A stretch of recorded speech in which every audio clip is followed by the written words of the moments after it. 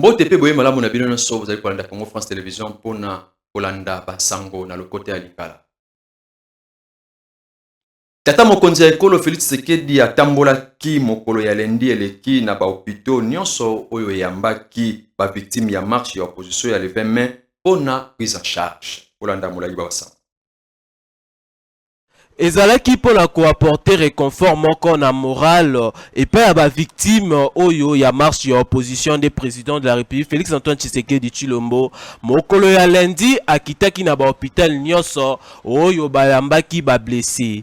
Parmi bango boyebake 20 policiers pe journalistes moko na mineur moko oyo azalaki brutalisé epai ya bapolicier kasi condamné devant baparents na ye. Le chef de l'État azwaki temps ya kosolola na mwana oyo azalaki lokola instrument devant bapolicier. Élève ya 6e primaire Roger Massassou a juré à coparticiper lisusu te na ba marche politique. 18 policiers oyo bazalaki ba blessé na mabanga oyo ebetamaki na marche kuna na avenue Kianza bango pe basepelaki makasi komona lelonge président de la République ayaki ko rendre bango visite ya réconfort pe balobi bako continuer ko servir mboka malgré ba attaque nyonso oyo basibir. Le président de la République Félix Tshisekedi Tshilombo asilisaki tourner na ye na hôpital HJ kuna na commune ya Limete esika wapi bayambaki journaliste Jeon Joko oyo yepe azwaki bongo libanga pembeni ya litoi kasi boyebake azali kozwa baswa na ye lolenge esengeli pe vi na ye eza hors danger. Bosimba pe boyebake esika nyonso chef de l'État alekaki prise en charge eza assuré epai ya l'État congolais pe lisusu esika nyonso anyataki ata likama moko te to moto moko te akufi. Kopesa ndingisa na baparti politique epele batambola mokolo moko bongo ezali malamu te wana maloba ya maître de Lumontululu cadre ya société civile wa talisi ete esengelaki te na mwana mboka Gentini Ngobila apesa nzela na baparti politique ya opposition na ya majorité batambola mokolo moko boye atalisi lisusu ete makama nyonso ekomeli bakongolais mokolo ya marche wana ezali na moto ya hôtel de ville Bolanda basa. Voilà, par rapport à ma marche salamaki samedi, tout le monde qui marche wana ezali recommandation ya constitué en article 26 à constitution abisso et c'est que marche à la garantie protection à l'état puis là. Il faut qu'on informe autorité pour permettre à ces gars d'encadrer les manifestants. Mais ce qui est regrettable dans la marche à samedi c'est que l'autorité va prendre acte de la marche belé les mêmes jours. Ça nous avons dit que c'était pas normal parce que on dit ma marche opposition, on dit ma marche à bateau à pouvoir, bas ça la moko, ils allaient qui risquent sans tenir compte il y a faiblesse il y a police. Police ça n'a pas beaucoup de billet au salaire là. En bon comme tout le monde a que police ça d'aller au salaire là bouclier. Bouclier permettra que tant police ça soit avancer pour na robinga na bateau. Ma banga ou bateau ba kuboaka bouclier les autres vont empêcher. Mais tout le monde qui n'a pas image, police population bois qui ma banga, police pas juli banga dans une seule population. Donc ça dit ça j'ai moko ya ravitaillement. Population a ravitaillé police pas ravitaillé population. Donc Babylone on est ici la quitter. Mais on est sur bouclier là qui population boit ma banga à un certain moment ba comme on a carence ma banga. Il y a un autre monde qui il faut que boutique un système à autoriser ba marché belé. Et puis c'est que nga mona ki malamu mingi tezani. Même bano ya yomoko gouverneur bana yomoko na parti politique no autorisé bango mokolo na ba marché. Oko pesa bango conseil te ki boutika. Bino pesa ga ba opposant ba ça la marche était le 13. Bano ya bino mo boko pesa bango te ki bosa la marche le doté parce que bato tozana bango na politique moko te ba ça la marche le lo. Ils qui facile na ko sala. Bolobi ki ba respecter itinéraire te na lobi c'est faux. Itinéraire ezali kotala lié à rassemblement. Lié à rassemblement botia on na kati ya Sakombi, rond-point Sakombi. Ezana na Lukunga. Muto auta chango wa uta moamba uta funa po akini lukunga akoleka na itinéraire obino boti pesa ki itinéraire ezali lié à rassemblement na lié à shit mais itinéraire uta na ndako pona okena lié à rassemblement ezali itinéraire ni est-ce que mona ite ki risque ezala ki batu pe ba kutana police busali musalama be makasi mais pour une fois félicitations pour ni bo empêcher ki ba rencontrer ça na ma adversaire et puis na liko tele na makasi et puis na to kotika déjà dénonciation na ngai ya mwana obo betaki mwana ona bolobi kaza kuluna makasi oui Obenga et David contre Goliath, oui. tondimi yango. Mais mwana wana za mwana muke. Tout ça na loi où ils allaient protéger bana. Balobi mwana wana babi azana irresponsabilité irréfragable. C'est-à-dire yaza wana atabomi mutu aza irresponsable. Alors bino sikoyo mwana wa muke bolobi bazo manipuler. Na yoki ke vidéo moko oza muta parti nini papa. Yo bosani ke loi portant organiser fonctionnement à parti politique lobi ke mutu a moins de 18 ans kokota na katite. Mwana wa 15 ans tuna muta parti politique. Ligue des mineurs ya parti politique ou bien nini? Non. Mwana wana azali mwana kotaki na baloyenge. Tant à côté na baloyenge, il était que ce besoin de besoin qui wana beau protéger parce que ils a pour intérêt na yi. Ce qui a manipuler beaucoup besoin yango beaucoup pesi na auto bengi ba psychologue, ba ko latisa ye maele ya bomoto. Beaucoup ça depuis to benga ka psycho social, beaucoup réintégrer. Fondation Cité de Gloire we kamba makana mona mboka apôtre Medi Jean-Pierre elongo na ministère ya entrepreneuriat bango babandaki uta mikolo mileki formation na tina ya bokolisi entrepreneuriat na école démocratique nyonso mazali ko salima kuna na salle Kawizi Biega oyezwami na ndako ya misala ya ministère de l'intérieur. Noela Olumbu atalisi biso molai ya basam. Kita tope économie lolenge babenga kayango na lokota ya français esengeli ezala makasi po ekolo efuluka. Kolona, koloba, kobokolo bibwele, totanga kaka wana nde esilisaka nzala. Ndetina oyo Fondation Cité de Gloire elongo na ministère ya entrepreneuriat basangisaki ba mama entrepreneur lobi loleki na ndako ya Kawizi Biega okati ya ministère ya intérieur. Bongo ba structure lokola FOGEC, secrétariat ya petite pe moyenne entreprise, ANADEC, Ponafem ezalaki présent. Bongo ba mama entrepreneur babelaki na mongongo makasi misala ya soloka ya bakambi ya Congo démocratique. Misala lokwa ya kolona, kobokolo bibwele, koloba bayebi yango, pe mikolo banso basengaka misolo kasi bazwaka te. Misolo pesa makakaka na bapaya. Po nini? Tuna nana. Parce que combien de sengaki mundela za boso bien étranger, ngala za sous-traitant c'est mundela oki mwana kata sala. Oki mwana kata sala, moi je peux pas être sous-traitant avec vous. Parce que commission bango ba kopesa bato na biso eleki mingi. Alors, na tuki na ngana na côté ba konzi na lingi bango baza ba kontina ngai on leur doit du respect tout ça la de makasi biso ba maman tout ça la ba industrie ne papa ba on a parlé ici de but fait quoi biso tout ça a besoin de développement durable. Développement durable on ne le fait pas à 3 ans, on le fait plus de 5 ans. À quel moment on va nous soutenir pour construire nos industries solides pour nos grands petits enfants? Analyste ya Sojek maman Sylvie pe atalisaki na ba maman bizali mabe na bango na maimatali misolo pe alendisaki bango. Naza vraiment très ému quand passer temps on a ba maman, l'échange vraiment est très fluctuant. On a dans le bâtiment que toujours ça la formation toujours formé non. Toujours ça un échange, partage d'expérience avec les mamans. Les mamans ont émis plusieurs difficultés par rapport à Misala Nabango. On a pris acte. À notre niveau, on va voir comment aider nos mamans entrepreneurs congolaises à se surpasser. À notre niveau, on va voir comment apporter un changement par rapport à tout ce qui a été demandé. Namanso esengeto ebayete milulu oyo ekobuta kino mokolo ya poso pendelo na yango ezali kotombola entrepreneuriat.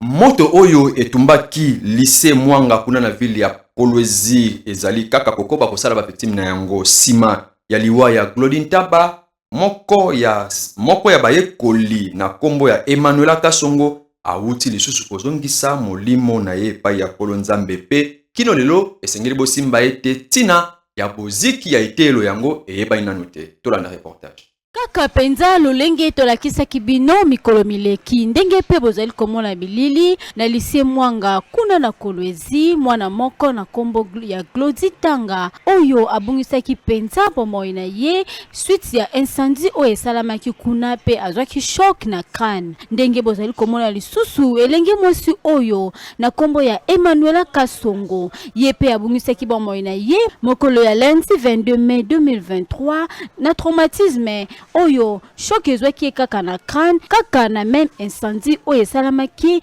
kuna na lycée Mwanga kasi epesaki pasi pe mawa na famille na ye komona lolenge mwana moke pe kitoko ya boye lisusu mwana ya kelasi abungisa bomoi na ye na incendie oyo azalaki bongo interné na centre médical moko kuna na Lubumbashi. Kasi biso Congo France Télévision to présenter ba condoléances na famille biologique na ye pe na lycée Mwanga Mobimba. Tokomina ngora koyamba invité du journal.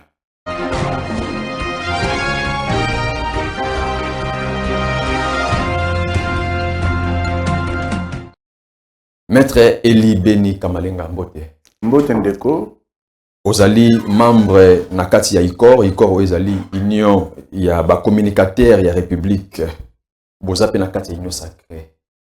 Et le koto bengise lui ezali d'abord tomoni affrontement ou esalemaki entre police ou bazali censé akotia ordre na école démocratique na ba manifestant ou ba yaki pe na ndenge na bango pona kotalisa ba désirata na bango oza d'abord membre na kati ya ICOR bino ba na kati ya ICOR bo analyser ba pe wana ndenge ni. Merci beaucoup ndeko. Je crois que article 23 constitution na biso et puis ndingisa na mutu nyonso to na groupe ya bato oyo bazali na ba revendication to bani ko s'exprimer ba sala yango. À ce titre là que bandeko ya opposition ba komelaki l'autorité urbaine mokanda pour ba marcher le 13. Je crois que le 13 bato ba mona ke simbaki te parce que maman va constater que mobilisation est faible. Alors ba marcher jeudi et simbaki te ba ko proposé à la 20, ce qui a été accordé. Mais entre-temps, il y avait aussi la jeunesse de l'UDPS qui avait aussi sollicité les marchés. Nabongo, autorité urbaine, comme au Bomesano, a bien saï bango nyonso, a solé na bango, pour copier sa directive de telle sorte que mon boulot est zalaté, après ça qui dans chaque groupe itinéraire na bango. Mais tu as remarqué que ba ndeko ya opposition, ba respecter qui itinéraire ou ba pesa ki bango te. Ils sont allés, ils sont passés outre itinéraire au Bapesaki Bango. Mais bande quoi IDPS, ba jeune à IDPS, au bazaki appuyé na ba jeune ya union sacrée, ba tambolaki en respectant itinéraire au Bapesaki Bango, problème mo ezalaki te. Mais seulement tu constater que bande quoi ya opposition. Objectif na bango ya ko créer ba incident parce que je crois que ba sengi marche ezala autorité après, ça rappelle mission de la police pour encadrer, accompagner les marcheurs de telle sorte que dérapage est à la tête. Je crois que mission sur tout le monde qui est au témoignage. Tout le monde que bakeneko futa bakuluna ya ngaba na ya makala.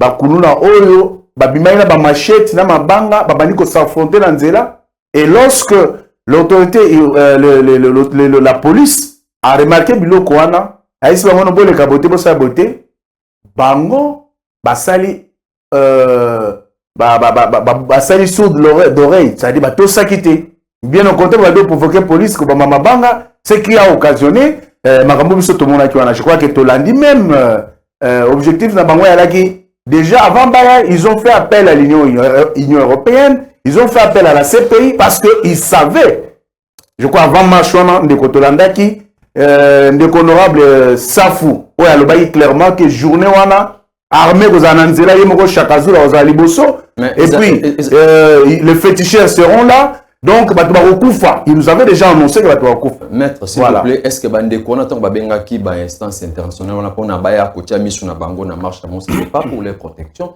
et pour la protection aussi il y a ba civil. Je profite aussi pour la continuer pe motuna oyo tomoni pe la police congolaise oyo asali preuve ya Trobengango manque de professionnalisme ou comment automoni enfant mineur en tête azali brutalisé par l'agent et la police bino ba communicateur.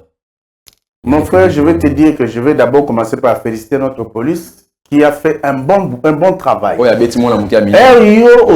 Police abeti mona mineur, policier oyo a zui un honorable député bazo boa kaina mutu kalokola moto aza na comment to benga ba député bazara nini o benga nini na bango wana immunité na bango voilà est-ce que benga police wana azali ozo remercier police wana na miso ba komone so bazolanda yo makambo zoluka communauté o memanga na débat mais je veux justement à l'intention du peuple qui nous suit na tel sa oboye que na ndenge ya mobeko ya mboka na biso na strict na consigne de sécurité lorsqu'il y a des marches on dit que troupes ont la conscience ils ont un état d'âme lorsque police a pour sécuriser amoni ba armes na ngambu na foule que ce soit des armes blanches ou des armes à feu ça dit bah toi dans un constat on est adversaire moi dans les autres je crois que biso tout moni action nous étions indignés parce que ngana na moi 10 ans na tout le monde a séparé mambo les cas qui wana komona ke ba obeta mwana muke mais ba image mususu parce que bino faut que ça peuple vérité il ne suffit pas de se figer na image moko il faut que la peuple image oyo mwana oyo aza en avant-plan atimi mabanga zo ba police ba simba machette ba sebisa na presse bazo attaquer police et lorsque la police met la main sur cet individu, quel que soit son âge, vie, son comportement, je crois que Hollandi témoignage à maman ou à Botumwana, parce que l'excellence vice-premier ministre de l'Intérieur, Kazadi a été rendre visite à la famille dans la même journée à Boutou. Aïe, maman à moi a témoigné clairement que ma personne qui m'a mbongo pour baya au salo basalaki. Donc vous comprenez que l'objectif il y a ba o baya ko marché bande ko opposition ezalaki te ba marché pour revendiquer vie chère, pour revendiquer l'insécurité, qu'on revendiquait les Kambouasseni, tout la Cour constitutionnelle. Objectif avant les alliés qu'on crée l'incident pour balou comme moyen de passer la report de l'élection. Voilà les leitmotiv indéco. Donc, lorsque nous parlons, tel ça peuple que Matata, Fayoulou, Katumbi, ce sont des agents de Kigali. Objectif la mango ali pour passer la tout, va saboter action du gouvernement pour balou dialogue. Parce que l'objectif, c'est marché, parce que lorsque vous payez des gens, vous amenez avec des féticheurs sur la route, ils ont annoncé et ça a été fait. Tout le monde va tout bazoki. L'objectif, c'est voilà, maître, pour aussi, ça n'a yo, mon tournant et à ce que les alliés pour été ni pour que la police n'a pas à la hauteur. Vous avez quand même, loué quand même, il faut la police, on a fait tout ça n'a pas mais la manifestation aussi la KT et qu'on continuera à camener, nous, qu'on la police congolaise. Pour que à la hauteur une autre fois pour maîtriser un peu. Je crois que merci beaucoup pour notre tournant. C'est qu'on doit retenir une des choses que non, le chef de l'État congolais, Azali Moutoua Bundi, aux côtés de son père, 38 ans durant, pour nous justement, liberté, et à Batou, pour étouffer liberté à Batouté, pour installer l'état de droit. Et lui-même l'a dit, ce n'est pas aujourd'hui que alors, il fait démocratie dans Mboka. Vous comprenez? Il a, si vous l'avez suivi, dans la visite à lobby, il a eu à parler aussi à la police. Il est en train de tout faire pour que l'académie formation de policiers est à la mise à niveau de telle sorte que va rendre le service il y a pour sécuriser au peuple là. Donc c'est ça ce qu'on peut dire parce que durant les 18 ans, il y a gestion ya Matata, na Kabila, na Fayoulou, na Sesanga, na Katumbi, vous avez compris que cette union sur la formation de la police comme l'armée va détruire ça qui yango. Et Félix et son régime, ils sont en train de remettre tout ça en place pour justement redorer l'image de la police et de l'armée congolaise. D'où, il s'est dit que l'objectif majeur est ali, il y a tous dans la police moko professionnelle et de proximité. Que ceux qui peuplent la monnaie ont un problème à se sentir sécurisé et non attaqué. Et puis, on l'a dit, l'un des opposants, à la personne de Franck Diongo, je crois que tu m'avais terminé par là, Franck Diongo a dit clairement que Bandeko, Toko comprend de Nyons, Toko critiquait Félix, mais quand tu as parlé de dictature, parce que tu l'as dit, Matata, que même Nathan Kabila les a qui boité. Mais Franck Diongo a lobby, on les a dit le Kuta. Ils ont dit le Kuta parce que si Matata dit ça, et ça, le roi Moutouazocha a été na pota parce que Félix, on peut tout critiquer, mais quant à la démocratie, ça c'est une chose qui ne peut pas se faire sous son régime, et il loue quand même, et c'est un opposant, et ça c'est vrai, parce que Félix ne permettrait jamais à ce que les peuples soient mis en péril, parce que Bakeko revendiquer eloko moko to eloko songo parce que objectif bandeko eza nango ko revendiquer mambo peuple te mais eza mpona koluka ko permettre chef na bango Kagame oyo atindi bango na bato ya communauté internationale mpo perturber mboka batia instabilité pour que gouvernement mboka na biso décollé te voilà. Maître Eli Beni Kamalenga, merci ndenge olekaki na journal sur le côté ya Lingala ya Congo France Télévision. Ngane la tondo botoni ndeko. Merci beaucoup. Na élément oyo nde tosukisi basango na biso na le côté ya Lingala ba tata ba mama ba kongomani soki bosepelaki na édition ya journal oyo bopesa merci na équipe professionnelle ya rédaction ya Congo Français Télévision. Kimena Nzambe etikala na mabota na bino bokoba otikala pe boumela kolanda manaka ya Congo Français Télévision.